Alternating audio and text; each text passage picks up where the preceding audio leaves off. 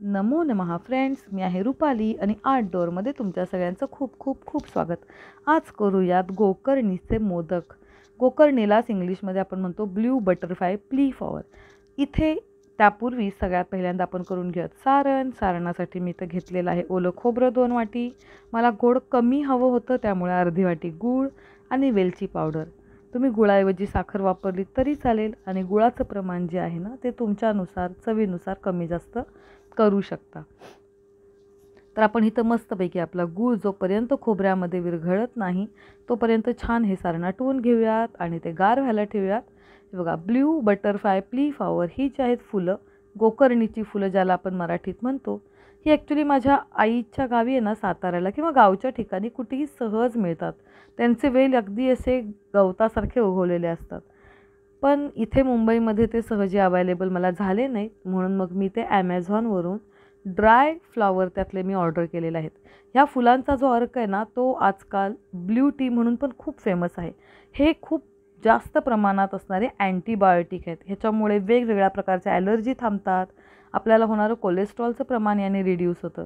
तर हा blue butterfly प्ली फ्लॉवरचा जो अर्क आहे, जो स्टॉक आहे किंवा गोकर्णीचा अर्क आहे तो आपण गाळून घेऊयात.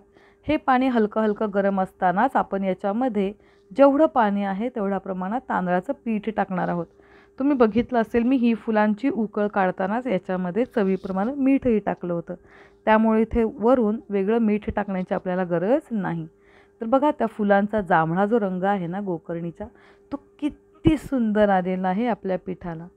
तर ह्या पद्धतीने हे मोदक जे आहेत ते आपल्याला छान मिक्स करून घ्यायचं आहे. त्या पिठामध्ये मोदकाची जी उकड आहे, तांदळाची उकड आहे, ती मी छान त्या निळ्या रंगाच्या पाण्यामध्ये मिक्स करून घेतलेली आहे. एक इथे लक्षात ठेवायचे की ही जी उकड आहे ना ती आपल्याला खूप गार झाल्यावरती नाही मळायची. त्यामुळे ती गरम असतानाच हलका हलका तेलाचा आणि पाण्याचा हात घेऊन मी ही मोदकांची उकड अगदी छान मळून घेतलेली आहे. मस्तपैकी ही आपली उकड मळून झाल्यानंतर याला छान रंग आलेला आहे. पण हे पीठ आज मला हलकंसं चिकट वाटतं आहे, कारण मी याच्यासाठी जे नेहमीची मोदकासाठी जे आपण आंबे मोहराचं तांदळाचं पीठ वापरतो ना ते मी नाही वापरलं आहे. मला इथे डीमार्टमध्ये जे तांदळाचं नॉर्मल पीठ मिळालं ते मी घेतलेलं आहे.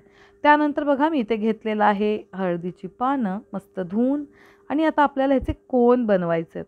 हळदीच्या पानांचे या पद्धतीने कोन बनवून त्याला टूथपिकनं आपल्याला ते फिक्स करायचं आहे.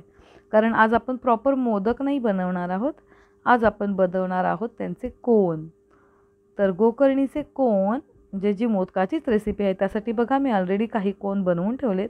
तर हळदीच्या पानाला आपल्याला ग्रीस करायची गरज लागत नाही. आपली जी उकड आहे ती उकड आपण हळदीच्या पानांचा जो कोन बनवला आहे ना त्याच्यामध्ये छान सगळ्या बाजूने पातळ अशी एकसारखी लावून घेणार आहोत. तुम्ही बघू शकता मी कशा पद्धतीने त्या कोनामध्ये आपली उकड छान लावून घेतली आहे. आणि आतमध्ये मी सारण भरून वरून पुन्हा मी हलकंसं उकडीचं पीठ टाकून ते छानपैकी आपल्याला पानांच्या म्हणजे जे उरलेलं जे पान आहे त्याच्या सहाय्याने आपल्याला हा जो कोन आहे तो मस्तपैकी बंद करून ठेवायचा आहे. जेणेकरून आपला जो कोन आहे तो सगळ्या बाजूने छान बंद होईल आणि उकडला पण जाईल. तर ह्या पद्धतीने बघा मी कसं व्यवस्थित सर्व पद्धतीने आपले कोन भरून घेतलेले आहेत. आणि आता ह्याची उकड काढायला ठेवूयात. जसं नॉर्मल आपण मोदक वगैरे उकडायला ठेवतो अगदी त्याच पद्धतीने आपल्याला हे कोन उकडायला ठेवायचे आहेत. सर्वसाधारणपणे 8 ते 10 मिनटानंतर हे कोन आपले मस्त उकडले जातात. तुम्ही बघू शकता पानाचा रंग बदललेला आहे आणि आपला जो कोनाचा रंग आहे ना तो सुद्धा हलकासा जो काळपट निळा रंग त्याला आलेला आहे. बघा, तर इथे आपले तयार आहेत ब्ल्यू बटरफ्लाय पी फ्लॉवरचे कोन. हे जे पाणी आहे ना त्या पाण्याचं मी तुम्हाला सांगितल्याप्रमाणे तुम्ही ब्ल्यू टीमध्ये वापर करू शकता आणि हेच पाणी घालून तुम्ही वेगवेगळ्या पद्धतीचे डेझर्ट पण बनवू शकता. खिरीमध्ये पण याचा मस्तपैकी वापर होतो. तुम्ही ज्या ज्या पदार्थांमध्ये ह्या फुलांचा अर्क घालाल ना त्या सगळ्या पदार्थांनी तुमची हेल्थ ही अगदी बेस्टच राहील. तर ह्या पद्धतीने बघा आपण करून घेतलेलं आहे आज गोकर्णीच्या फुलांचं एक डेझर्ट, ज्याला आपण एक पक्वान्न म्हणूयात. एन्जॉय.